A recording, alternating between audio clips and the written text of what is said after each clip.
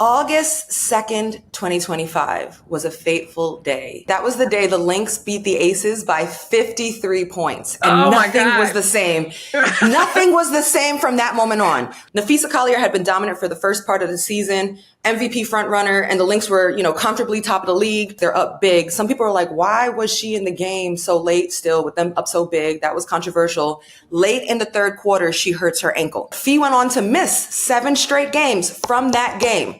She missed 10 total. And during that time, A'ja Wilson, Alyssa Thomas are breaking records after records each game. The Aces were 14-14, sitting 500, and a lot of people were kind of saying, you know what? They're out of it this season. Mm-hmm. Instead, that was their rock bottom moment.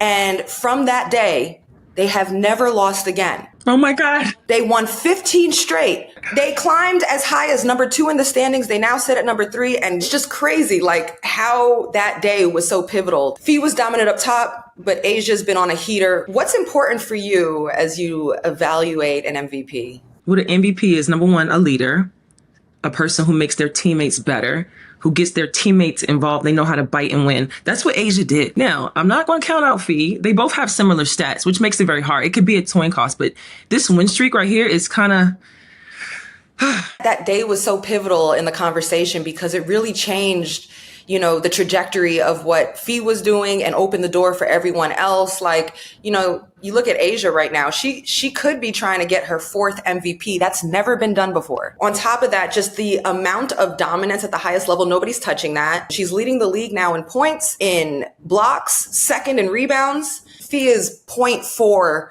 behind in points per game than A'ja.